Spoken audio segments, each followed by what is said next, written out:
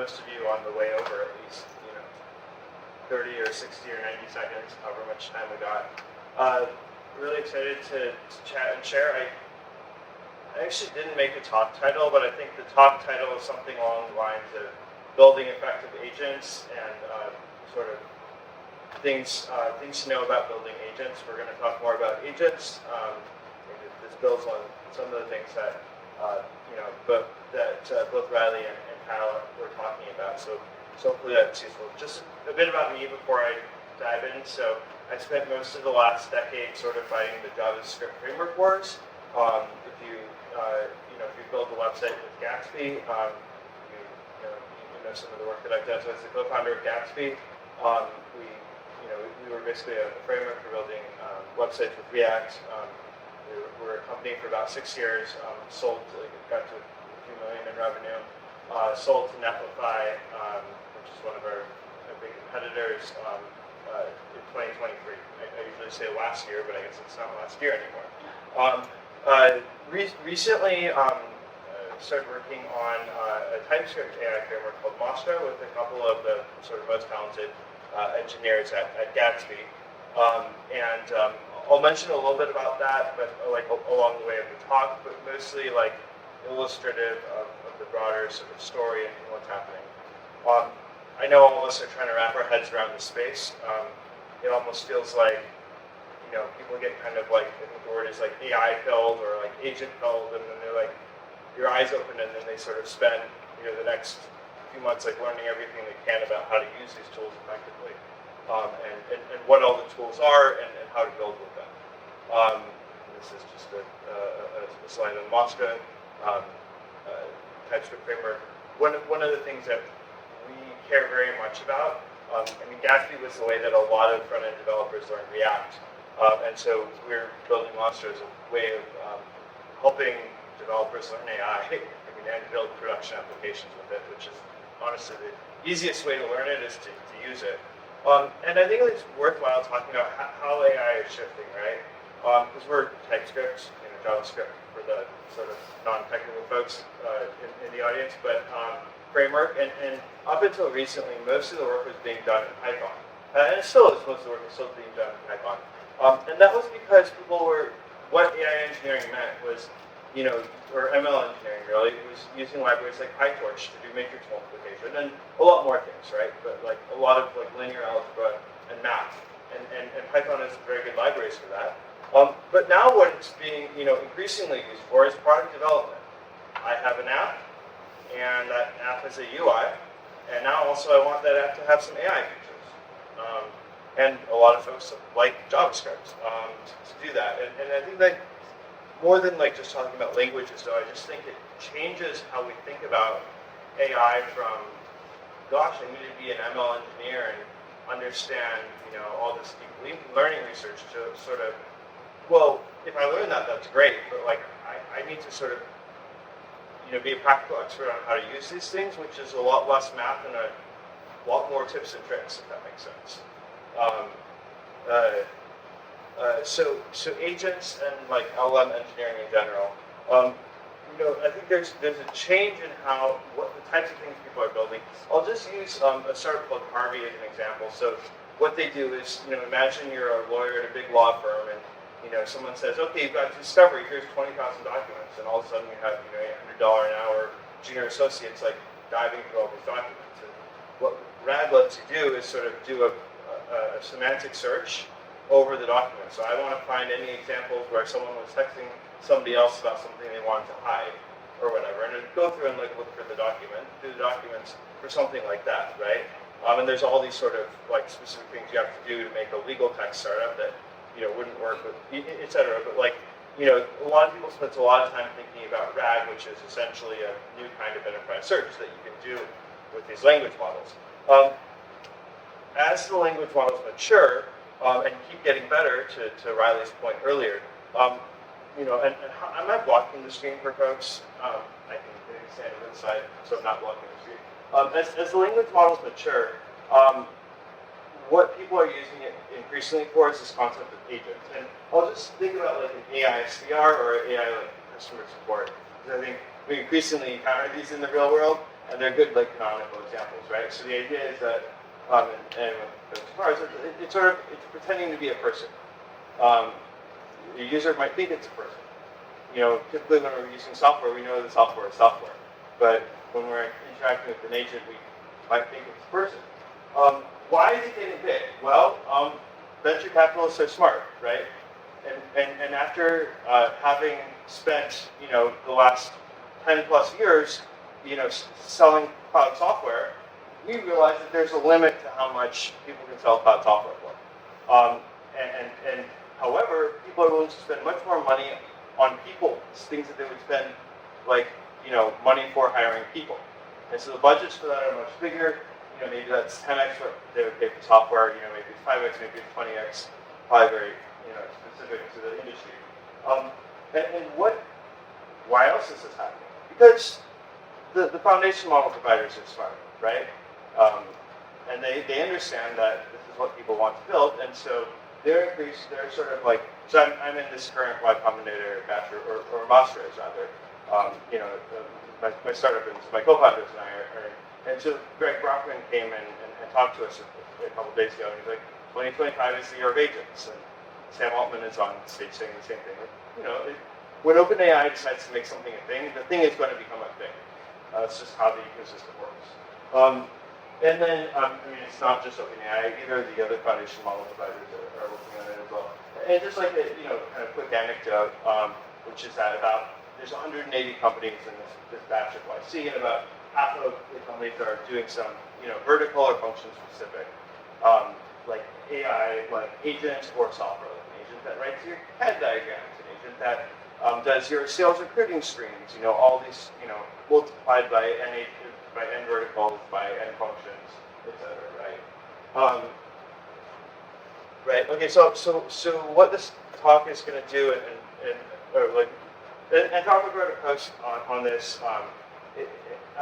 late last year, so it's like December 19th, and so I'll just kind of like walk through a little bit of like, okay, great. So it's the concept of an LLM that acts like a human, but like, how does that work exactly? Like, that seems hard. When I interact with an LLM, I know it's not a human because it's sort of telltale signs that obviously I'm using the interface, and so I know it's an agent, but like just in the way that it acts, and it doesn't know enough, and I need to take its work and do other things with it to make it into whatever I'm using, whether that's code or a blog post or whatever. And so what the Anthropic model does, what the Anthropic paper or the Anthropic blog post does is it kind of walks through some of these canonical control flows, and you'll see what that means in a little bit, but for how you might think about different problems that you'll solve with an agent. And so if you're building an agent, that agent might have 10 or 20 workflows that it does that a person will do, and for each one of them, you'll need to think about what's the appropriate control flow, right? And you might need to test it out. And so I'm going to walk through, I'm going to sort of show some diagrams, also show some code, just to kind of illustrate, like higher level, lower level, what this looks like in practice. This is the blog post. If you want to Google it afterwards, it's called Building Effective Agents. And it's, it's Anthropic telling, hey, this is what we've seen work. And when they published this post, it resonated because it turns out what they've seen work is pretty much what everyone else has seen work as well. So here's a tweet that's kind of funny. Which is like a lot of people are using various frameworks, and we have one, but like we're using various frameworks to do some of these things. Because whenever we get into a new domain, we kind of want someone that has sort of mapped out, hey, here are the different core concepts or ideas, and here are the APIs that you could use. It's kind of easier than like figuring everything out on your own. It's also faster, which means you can iterate faster. And so. It just talks about some of the things that, in practice, right? The Anthropic post is a little high level, and so this is like, well, in practice, like, hey, we need a full execution sandbox for writing code, because we don't want to let the LLM write code and then run it on our machine. That seems like a bad idea from a security perspective, right? You need to persist the state of the agent in a database along the way, so you can checkpoint it. Say, oh, hey, did a wrong step, well, we're gonna roll that, right? um, et cetera. You need some sort of file storage or embedded solutions. You can do RAG. If you're, taking things out of documents, you probably want to retain a copy of the original document. So in practice, depending on the problem, you either end up, using a framework or rolling many of these things yourself, or maybe you have some internal infrastructure that does this for you too, which would be great.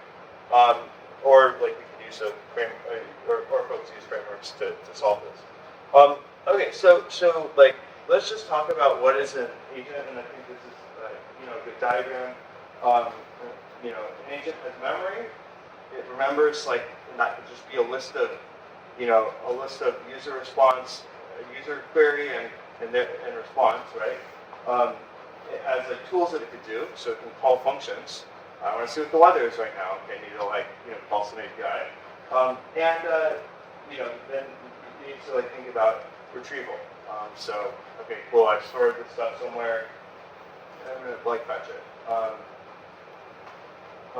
This is we think about retrieval more in terms of memory is more the sequence of messages, and retrieval is more the system state. Right. So there's it might have been doing some intermediate computations along the way, and you might want to persist that. Or if it's writing code, right, you would want to okay, well, I wrote this code to this file, and so that's what retrieval versus memory is, because that can be a little confusing. Prompt chaining. Okay, so we've all anyone who's an engineer has written some code like this, and we all think about tasks like this, right? I did some task, and then depending on some condition, I either stop my workflow or I continue to do some other stuff, right? Fairly straightforward thing. And so, okay, it's called prompt chaining, but we look at this diagram and it's okay, cool. Hopefully this is fairly intuitive.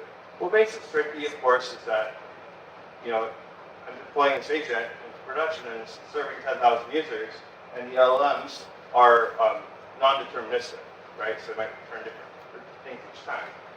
And so I want some sort of text that it's going to behave appropriately. And I'll just give an example, of this.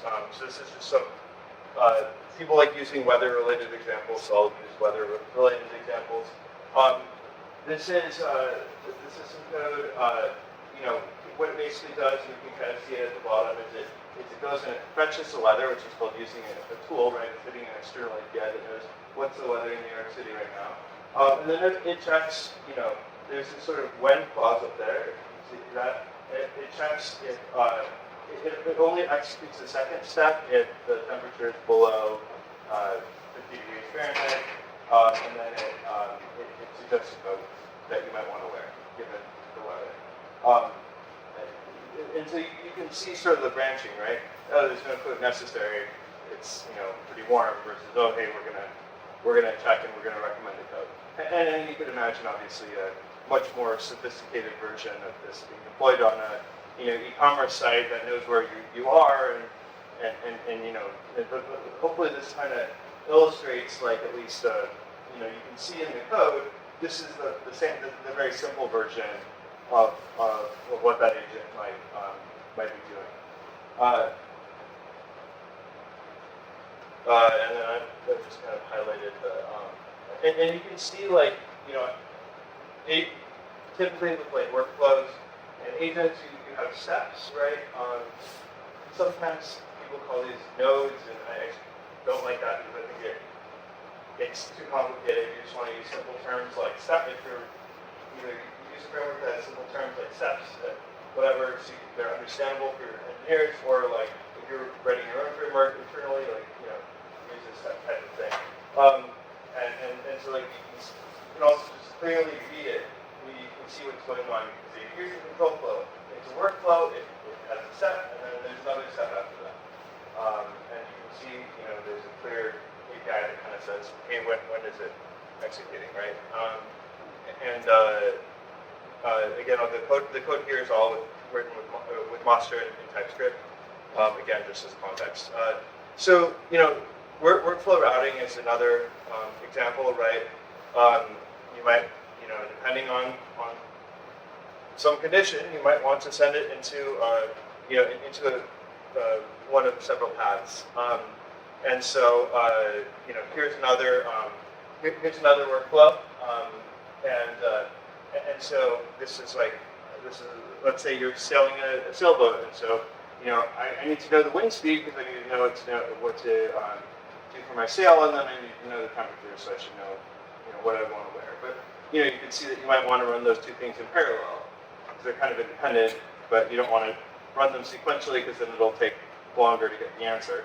You can just kind of run them in parallel and route that. And we kind of probably used, or even if we're not engineers, made some sort of like workflow diagram in a no-code tool. We kind of understand how these work. And a lot of agentic workflows are workflow diagrams, and the reason that people do this is because agents are still learning how to, in some ideal world, the agent would kind of know, here are all the things I can do, and I'll just know which one to do. In practice, you have to have really good semantic descriptions of each task, and then the agents will still get confused a lot of the time. And so workflows are a way of like reducing the space complexity and like making sure that maybe there's just one task, and you can say, okay, like to execute this one task, and an agent does these things, and then the agent can select from a number of tasks, right? It's a way of simplifying problem space. How are we doing on time? I think we have 10 more minutes total. Okay, 10 more minutes total. Okay, so I'll try to like, I don't have too much more. There's other patterns you can go through the blog post. You have like the worker orchestrator, evaluator, optimizer. This one's interesting because you imagine like an LLM generates a result, and then you have another LLM judge the result of that, right? And so like what that lets you do is it lets you set up a test suite. So this stuff is like hard, right? Because like, hey, I changed your prompt. How did that alter things? Okay, like it's not as simple as, hey, my test failed versus my test succeeded. It's like, well, this is a more correct answer than that is, and so this is why people end up just writing a lot of these evals because you don't want to write the perfect test and then some junior engineer in 2 months makes some mistake, makes something that they don't think is really meaningful that actually breaks the quality of all the things that you work so hard to do, right? And so people will, these are some patterns, like people are thinking more when you've got a lot of agents, like how do they work together? You can, this is maps onto our intuition for how people work together, right? Agents tend to work better in small teams because they need to communicate with each other, and the same thing happens with humans. There's like O(n squared amount of communication with the number of people on the team, so you want to have like small teams, etc. If you look at like the Replit agent, which Bradley was talking about earlier, they have an agent that so you're sort of asking it what you want it to build, and so they have like a planner agent that you talk to first, and it's like, well, so you want to build me a CRM? I'm going to use Next.js, Tailwind, React. Does that sound like an okay stack for you? Can I go ahead and build it, or would you like me to use a different stack? And then you kind of iterate with the planning agent, and then like once you're like the agent gives you a planning, you're like thumbs up, then like it kind of hands off control to like a code writing actually supervisor that supervises a couple of like code writing agents, right? So no surprise here. Thinking about your organizational design and your agents is important, just like it's important in human organizations, right? It's kind of funny how many of our intuitions like map onto this world. And so, what's next? We're all kind of figuring this out together, but multi-agent, agent planning, decomposing tasks, agent memory. How do you suspend and resume a workflow? Because you want to pass off the control back to a human to give it input, right? And then evals, these statistical tests. If you're just like, there's a lot of words being thrown around and I don't really get what's going on, I totally get it because it can be a lot of stuff.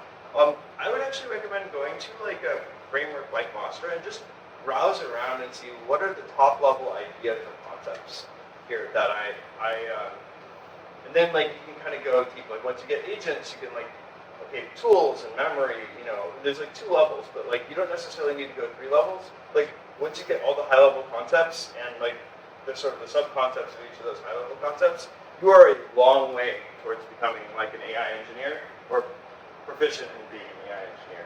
Okay, I'll stop now. I think do I have one more slide? No, this is my last slide. Okay, I'll stop here. But thanks everyone. Stick around as long as you want. I don't think there's anything, I just checked, I don't think there's anything in this room until later this afternoon. So as long as Sam and Riley can stay, and as long as you have questions, then please keep at it, you know. But let's start sort of together as a group. Does anybody have any questions that you want to ask?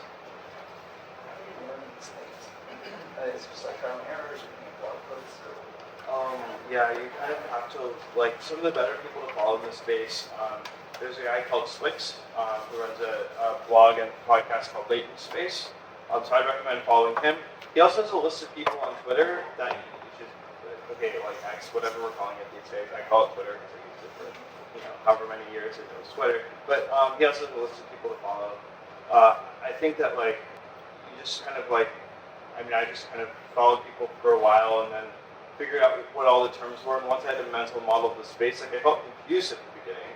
So I was like, I don't even know what's going on, and all my friends that are excited about this are like using this almost different vocabulary, and I'm like, because like I watched the crypto thing, right, and I was not into I was not really into crypto, and like they would sort of use these self-referential words, and I'd be like, is there a there there? And I didn't think there was, and so I kind of watched that go by, and then when my friends started getting excited about AI, I was like, maybe that's the same thing, right? But then I realized what the there was, but like I had to like learn, kind of like get a sense of here are all the concepts, here are the sub-concepts, and then I was like, okay. Once I got there, it sort of went a lot faster. That's just me though, I don't know, everyone's got their own story. That might be unique to the way my brain works. Yeah, the community, a community of practice, right? Like a lot of folks are like building stuff and then just talking about how their experience is. And then more of those folks that you follow on social media, you just kind of start imbibing it. The more meetups you go to, the more you can map that out. There's a really good, if you're in the Bay Area, there's a really good Luma list called Generative AI SF Bay Area. I'd recommend, it's probably like 3 or 4 meetups every day in SF and down here in South Bay. If you're looking for like good events to go to, they're basically mostly free. so ignoring all the hype, Asian BS, and just looking at the trajectory over the last 4 years in terms of just applications that are being developed using this technology. What is your feelings on, I guess, the way that this is evolving, and do you see that we are going to emerge to what Andre Kapapa says is the LLM OS, and what is your feelings on these multi-agent microservice type fetch and Llama deploy, and who do you expect to get these from? Are these going to be coming from startups or from hyperscalers? To some extent, okay, there's a lot of questions there. Like, the first thing I guess, like, you can always think about like the agents that people have built so far, a lot of like dev tools, and now there's a shift in like more deep industry ones. These have different growth curves. So like Lovable, I don't know, I think it was like 2 or 3 weeks or 4 weeks, so they got 4 million in ARR because it was almost like a consumer app. Whereas like if you're selling into like healthcare, something that's going to be like a much longer wait. But obviously the VCs are funding them now. So that is something that a lot of people that like work on it.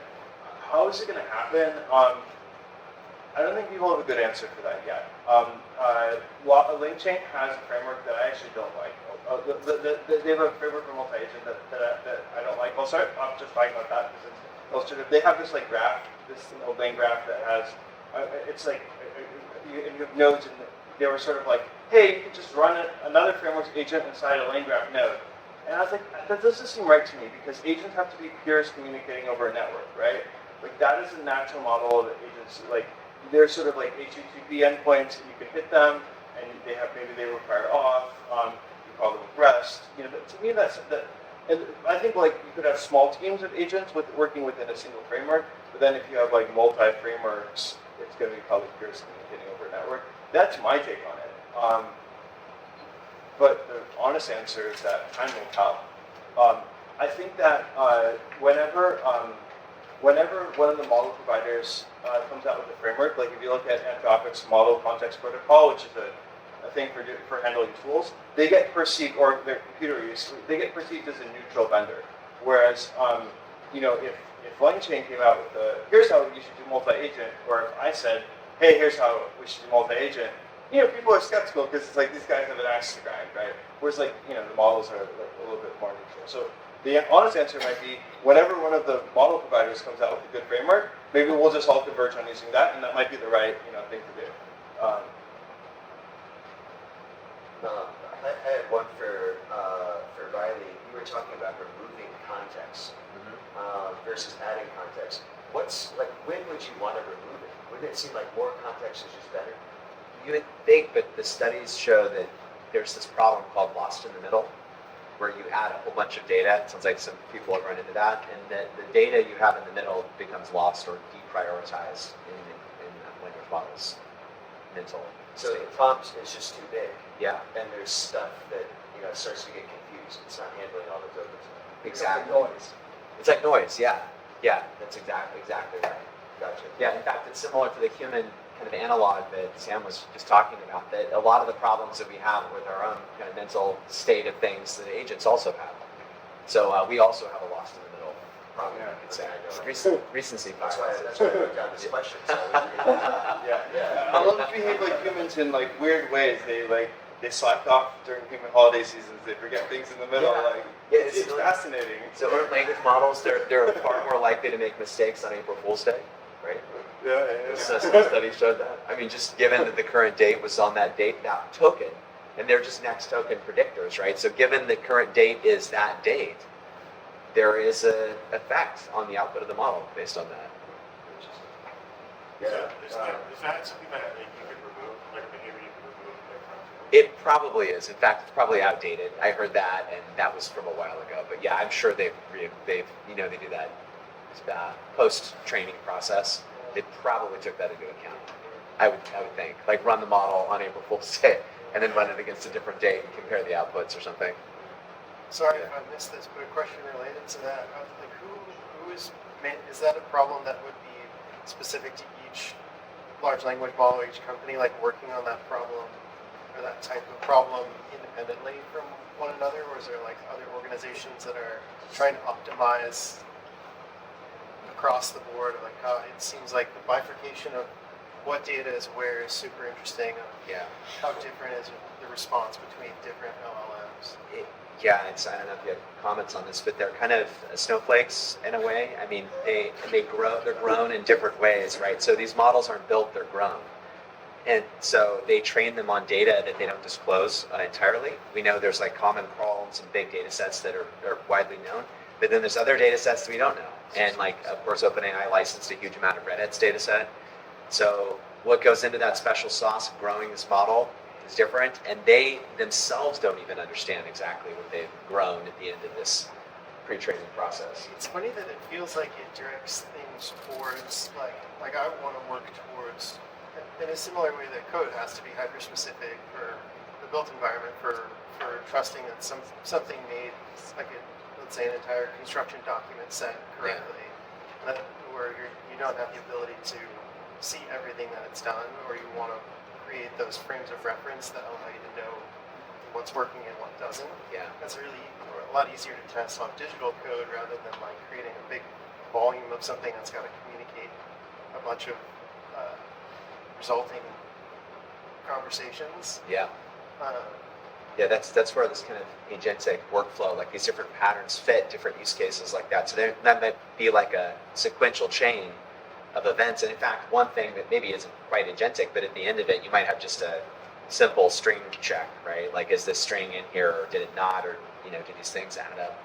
So these kind of agentic pipelines where you can get this kind of spectrum of certainty as you get your work product. This conversation makes me absolutely terrified on one hand, though, because the number of mistakes in like architecture and construction is so significant. That's what I don't want to train that. Totally. Yeah, makes sense.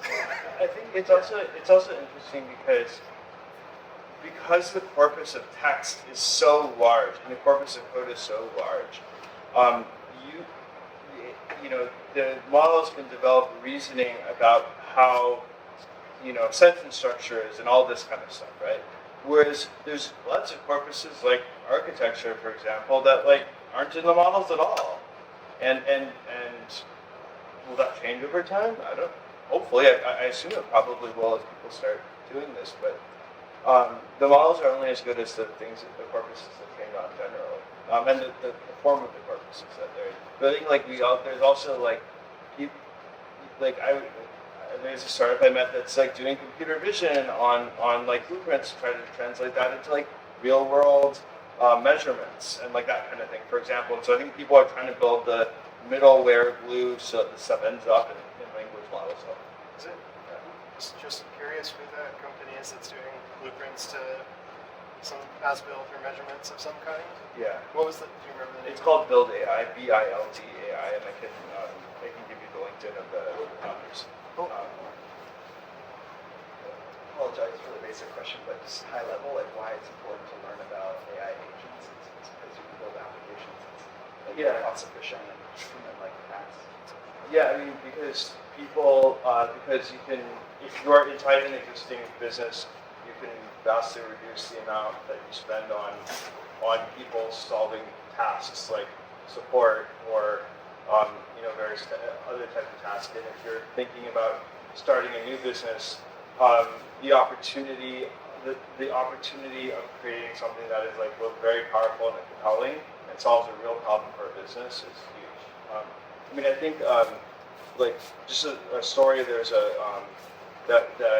there's a YC startup from about 7 years ago that is like a Medicare Advantage provider that they have like 70 operations staff out of like 100, serving about 5,000 sort of senior citizens. Usually the operations staff will call up, if your grandmother is in their Medicare Advantage fund, call your grandmother for 15 minutes every couple weeks and chat with her just to get like a baseline sense of like how's she doing. Maybe there's something that could turn into a medical issue if it isn't addressed.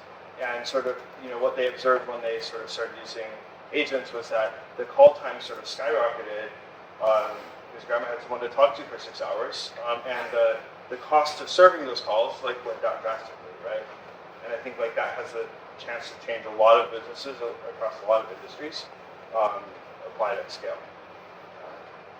A non-technical question, but how are companies pricing these agents when they put them into production?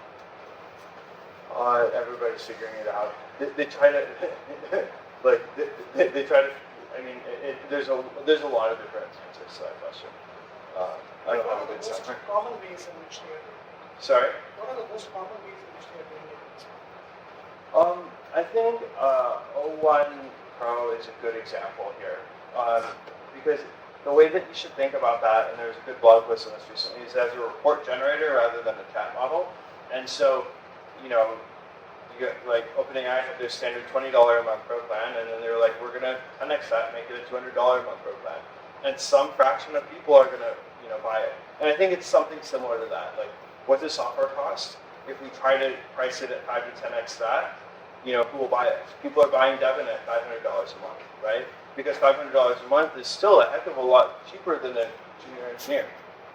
Like, or like an intern, right? Like it might be an intern, but it's like a very cheap intern. If you think about it as a very cheap intern rather than a very expensive piece of software, like $500 a month sounds like, I can comment on that too. There's a pricing model that seems, kind of experimenting with, where you take whatever the human person would accomplish, right? So you take their work product, whether it's a customer support agent handles tasks, and if you can take that and break it down to a cost per task at a human level, you could then, if you can accomplish that same task with your agent, you could price it incrementally per successful task. So Intercom, I think. Oh yeah, that's a good example. So so basically it's pay per result. And so, yeah. Right. So I think that will work when you have autonomous agents. Everything is done by the agents. When Yeah. you have a human in the loop, how do you then figure out? Well, if you're building a startup with a human in a loop, you might look at that as an intermediary phase, because eventually, if you can collect enough data, you don't need that human anymore. So it might be that you take a loss when the human is in the loop, and as you continue down that path, there is no more human. Of course, we're riding the wave of model performance improvements and so forth also. And we're all getting into that kind of job position before somebody else does. So If you were creating a new startup today and you wanted to brainstorm on valuable applications of AI agents, how would you go about exploring that space? Would you get on O1 and start talking to O1? I would actually. I would. I sort of like I sort of tried that because I was like just curious how they would respond. I think they typically did like more consensus type answers. I might just start thinking about what industries you have expertise in, and like in the same way that 7 years ago I worked for a company called Planning, which does construction software, and so the founders came out of construction, and some of the founders came out of construction, and some of the founders were software folks, but because they had industry expertise, they kind of knew exactly what to build, and I think a lot of the wave of startups that I see is like, I happen to know a lot about this industry, and also I am an engineer, or I have a co-founder who's a really good engineer. Let's think about the problems in this domain. Scope down to your the industry that you know, scratch your own itch. and that you might have folks who could give you helpful feedback on early prototypes. It's a lot easier to do that if getting a helpful feedback is, ping 10 of my buddies from a job 10 years ago, and to iterate quickly. I think that it's so broad that you go in almost every industry. Is that your approach with Mastra? I mean, we're sort of an open source framework, so we're more generic. Like all of the companies building these tools can use us. So it's not. I mean, but you could also say that I spent the last, most of a decade building an open source JavaScript framework, and so I know that very well. And so I'm going to spend the next decade building another open source JavaScript framework. So I'm going to do that again. So maybe that was my unique set of expertise and why we decided to do this. I have a comment on that too, just generally speaking. There's kind of, again, this intersection of different areas. If you have domain expertise, or you have a co-founder with domain expertise, there is interest, you love the idea of working with these people, and that was an unexpected factor for me. It also is a willingness to continue to write about it enthusiastically. Your ability to be in that space and just talk about it is a huge factor in your success. And then ability to access the market.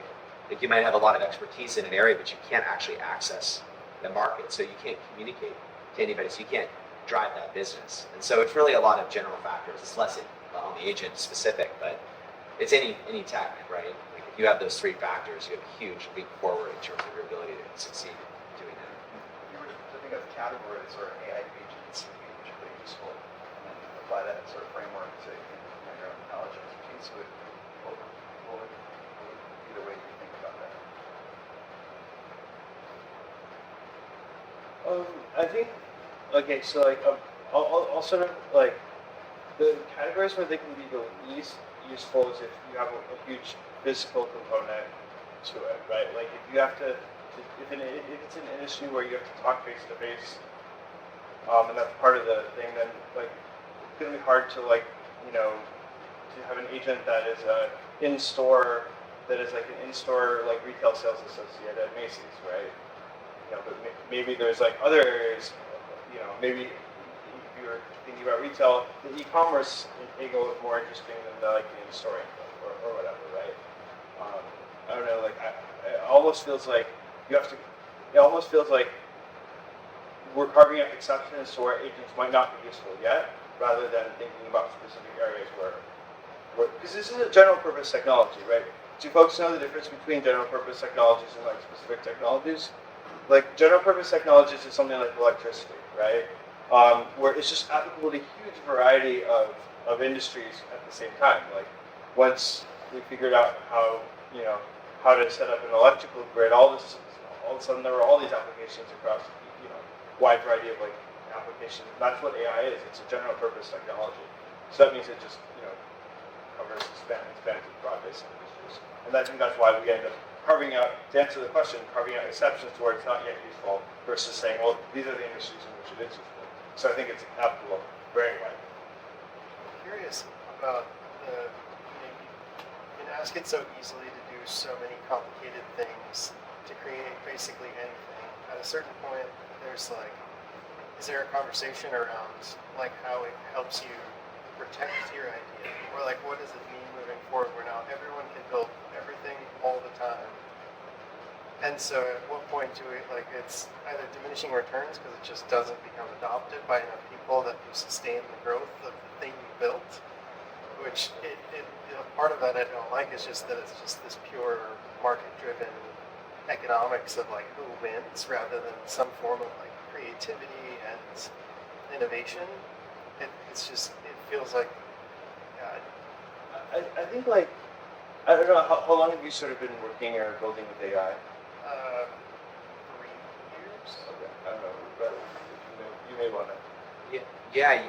So this gets into the AI ethics world. It's a super interesting, different talk, different subject, but like the idea of protection of a creation is super relevant in kind of generative AI land, and you can consider software as just another product that's being generated, and more so, software is getting softer. You could say it's like not like firmware you can't change. It's like no, we can just change it around, right? So what does it look like when we generate a truly unique piece of?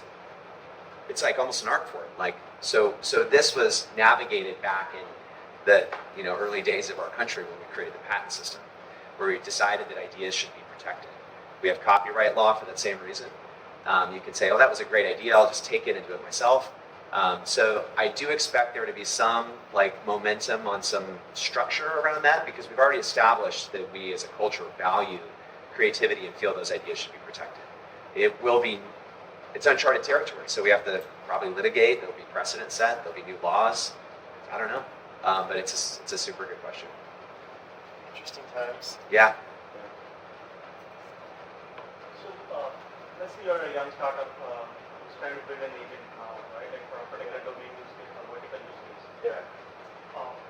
You'd obviously start with all the frameworks, right? And so do you have a sense of like what you should be looking for in a framework? Obviously, like you can have open source, like the development community around it. Like, I mean, what are things? Because I'm asking that question because like you already know Anthropic has their own not only code generator, but like you can actually check out your code, right? Like you generate some React code. It doesn't do packages so far, but like it can actually help you visualize the end product, right? So I mean, like, how should we think about that? Here's a good framework that I found as folks are building. Let's say, day zero, you have this like light bulb idea of like, I should build an agent that does this thing. Maybe you're inside a company or maybe you're starting a new company. You might get to, a hello world prototype in a day or a week. But it might take you, 2 months to get to like a productionized version of that. Because like what you're discovering along the way is basically, what is the constraint in increasing accuracy